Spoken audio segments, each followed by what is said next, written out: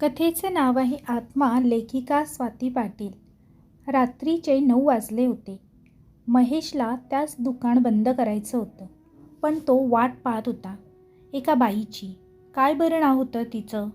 महेशने कधी तिचं नाव विचारलं नाही. काही दिवसांपूर्वीच महेशने एक शॉप सुरू केलं होतं. तसं ते जास्त मोठं नव्हतं, लहानच होतं. त्यात फक्त त्याने काही बेकरीचे पदार्थ आणि मिठाई ठेवली होती. त्या दिवशी त्याने त्या दुकानाचं उद्घाटन केलं आणि पहिलीच गिऱ्हाईक म्हणून एक बाई त्याच्या दुकानात आली.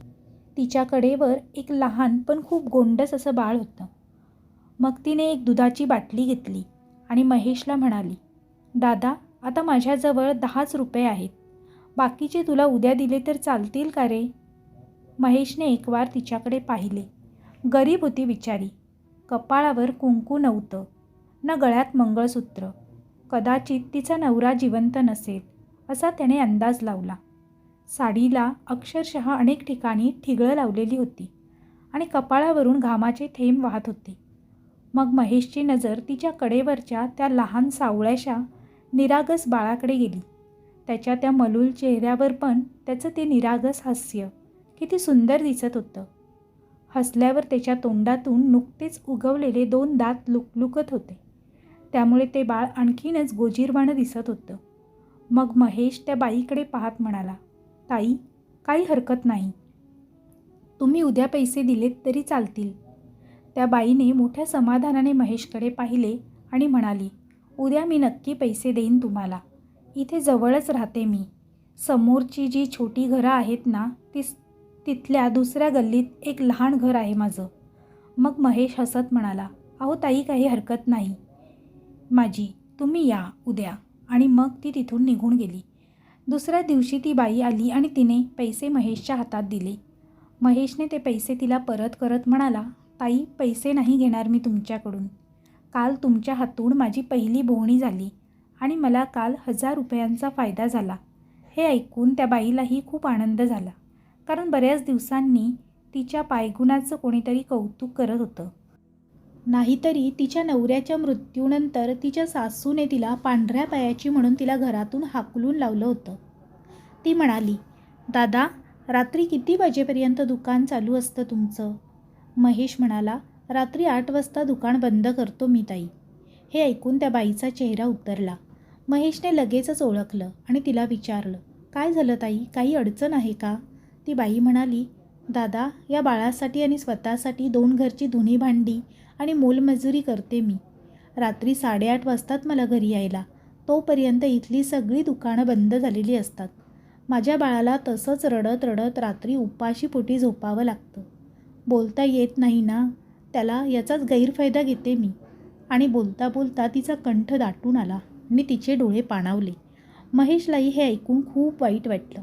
मग तो तिला म्हणाला, काही काळजी करू नका ताई, तुम्हाला दुधाची बाटली दिल्याशिवाय दुकान नाही बंद करणार मी. पण एक अट आहे. त्या बाईने डोळे पुसत त्याच्याकडे पाहत विचारलं, काय अट आहे? मग महेश म्हणाला, तुम्ही मला दुधाचे पैसे द्यायचे नाहीत.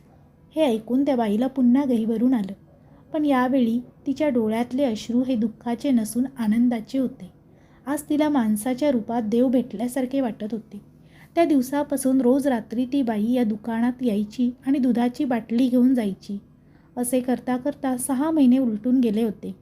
पण रोजच्या कबाड कष्टामुळे ती गरीब बाई हळूहळू आजारी पडू लागली होती. हळूहळू तिचे शरीर आणखीनच क्रूश बनत चालले होते.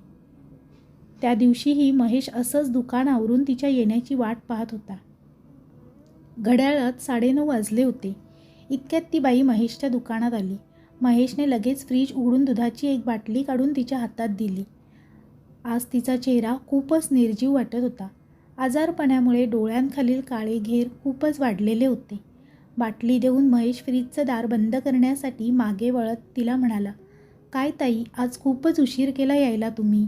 आणि दार बंद करून त्याने मागे वळून समोर पाहिले तर समोर कोणीच नव्हते.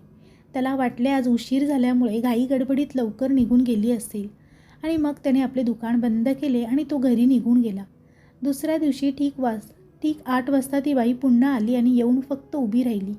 मग नेहमीप्रमाणे महेशने तिला फ्रीजमधून दुधाची बाटली काढून टेबलवर ठेवली. इतक्यात काहीतरी वस्तू खाली पडली म्हणून ती उचलायला तो खाली वाकला आणि परत उभा राहून पुढे पाहतो तर त्याच्या लक्षात आलं की दुधाची बाटली घेऊन ती बाई निघून गेली होती. पण का कुणास ठाऊक महेशला त्या दिवशी तिचा चेहरा बघवत नव्हता. खूपच अशक्त झाली होती ती बाई. तिसऱ्या दिवशी पुन्हा ती बाई ठीक 8 वाजता आली आणि दुधाची बाटली घेऊन निघूनही गेली. महेशने तिचा चेहरा जर निरखून पाहिला तर तिचा चेहरा पांढरा फट्ट झाला होता. तिच्या चेहऱ्यावर तेज तर केव्हाच नाहीसं झालं होतं.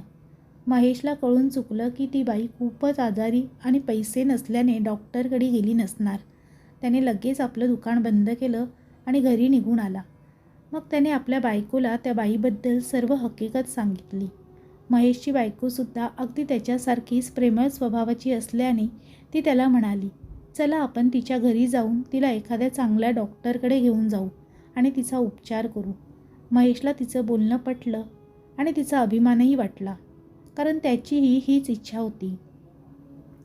मग तो आपल्या बायकोला घेऊन त्या बाईच्या घरी आला. तिचा पत्ता त्याला अजूनही चांगलाच लक्षात होता. मग ते दोघेही तिच्या घराजवळ आले तर तिथे आजूबाजूला दूरपर्यंत कुणाचेच घर नव्हते. नुसती एक लहानशी गल्ली मात्र तिथे होती. मग त्या गल्लीतून पुढे गेले तर तिथे ही बाजूला कोणीच नव्हतं. फक्त एक हलकासा घाणेरडा वास तिथे येत होता. मग त्यांनी त्या बाईच्या घराचं दार ठोठावलं, पण दारावर थाप मारताच ते दार चटकन आत लोटलं गेलं. मग ते दोघेही आत गेले. तसा त्या घाणेरड्या वासाचा एक जोराचा भपका त्यांच्या नाकात शिरला. तसा दोघांनीही नाकाला रुमाल लावले. तरीही ते दोघे आणखी आत गेले. आतमध्ये खूप अंधार होता आणि एक लहान बाळाचा खेळण्याचा आवाज त्या अंधारातून येत होता.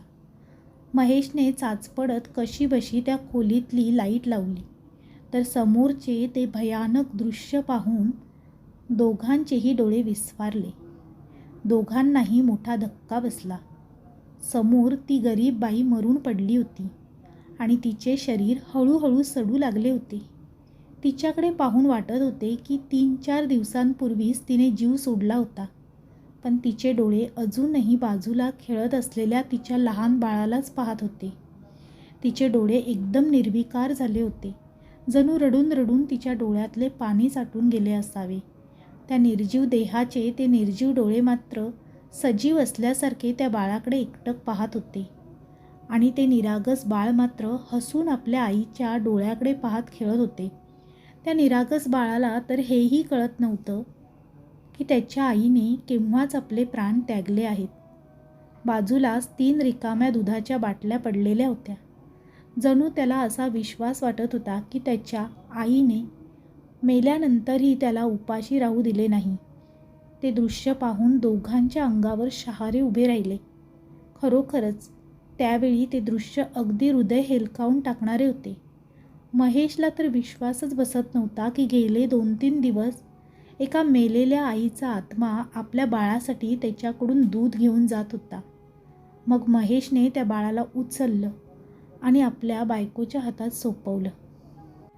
तिनेही खूप प्रेमाने त्या बाळाला जवळ घेतलं. मग त्या दोघांनीही विधिवत त्या बाईच्या शरीराचे अंत्यसंस्कार केले आणि त्या बाळाला दोघांनीही दत्तक घेतलं. महेशला आजही या गोष्टीची जाणीव आहे की त्या बाळाच्या आईचा आत्मा आजही त्याच्याबरोबरच राहतो. तर अशी होती एका आईच्या आत्म्याची तिच्या लहान मुलासाठी असलेले ओढ असलेली कथा. ही कथा तुम्हा सर्वांना कशी वाटली हे कमेंटद्वारे कमेंट करून नक्की कळवा. कथा आवडली असेल तर तुमच्या जास्तीत जास्त मित्रपरिवारांसोबत शेअर करायला विसरू नका. कथा आवडली असेल तर कथेला लाईक आणि शेअर करा. त्याचप्रमाणे आमचा कथालेखन हा चॅनल आवडत असेल तर चॅनलला सबस्क्राईब करायला विसरू नका. तसेच बेल आयकॉनवर क्लिक करून ऑलवर सेट करा, म्हणजे तुम्हाला नवनवीन व्हिडिओचे नोटिफिकेशन लगेचच मिळत राहतील. पुन्हा भेटूया अशीच एक नवीन आणि सुंदर कथा घेऊन. तोपर्यंत सर्वांना धन्यवाद. Bye bye.